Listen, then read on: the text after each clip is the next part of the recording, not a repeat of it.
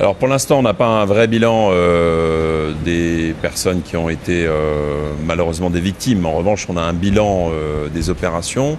Moi, j'avais pris soin avant l'événement de prépositionner un certain nombre de forces dans les endroits que nous estimions les plus vulnérables, notamment le nord du côté d'Aqua et d'Msamboro avec les risques d'inondation et de coulées de boue, et puis évidemment le sud, le grand sud, Chirongui, Bweni, Kanikeli, et on voit que notamment ces communes ont été très touchées. On a eu des images sur Facebook, notamment du côté de Kanibé, d'Mbweni, de Kanikeli, voilà. Et donc on a eu raison de se positionner comme ça. Bon, on a eu beaucoup d'actions qui ont été engagées par les forces de l'ordre avec les pompiers et les militaires secouristes. On a eu beaucoup de prises de contact.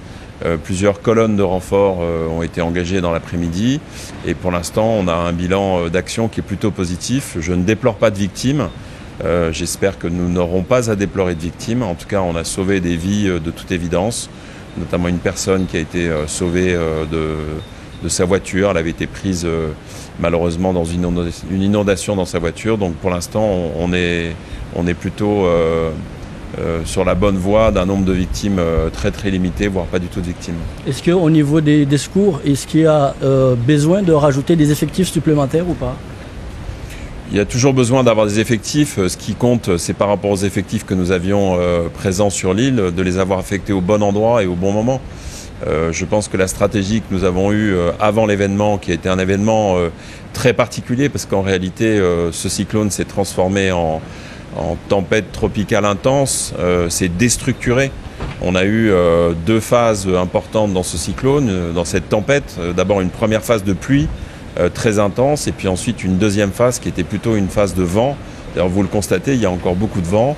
On devrait voir cet événement passer au fur et à mesure. Il est passé à 95 km au sud de Mayotte, donc un petit peu plus près que ce que nous avions programmé avec Météo France.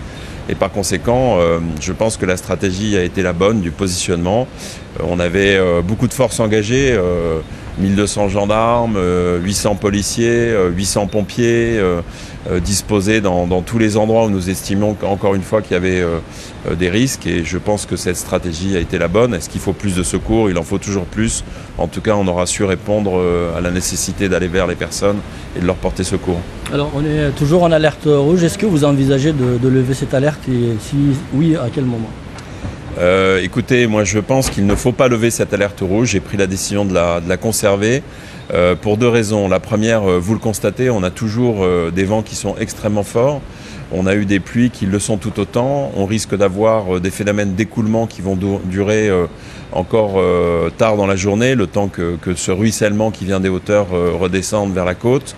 Donc on risque d'avoir des inondations importantes.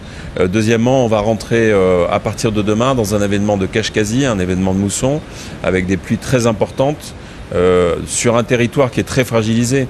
La nature a été scarifiée. Je pense que tous nos compatriotes sont épuisés de ce mois qui vient de s'écouler.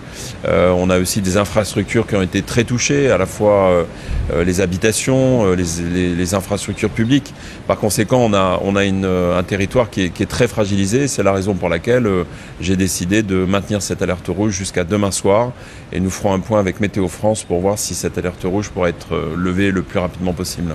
Alors, pour terminer, Monsieur le Préfet, ce soir, est-ce que vous avez un message particulier à la population mahoraise ? Oui, j'ai qu'un seul message, c'est toujours le même, leur dire que l'État, le représentant de l'État, les services de l'État ont pensé à eux dans ces moments des plus difficiles. Notre fonction première, c'est de protéger, c'est de secourir.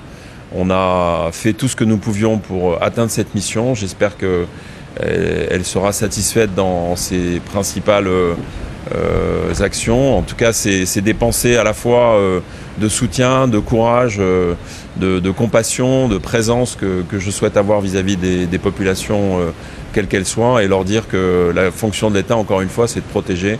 Et je pense que nous devons continuer à travailler de cette façon-là. Merci beaucoup, Monsieur le Préfet, pour ces moments.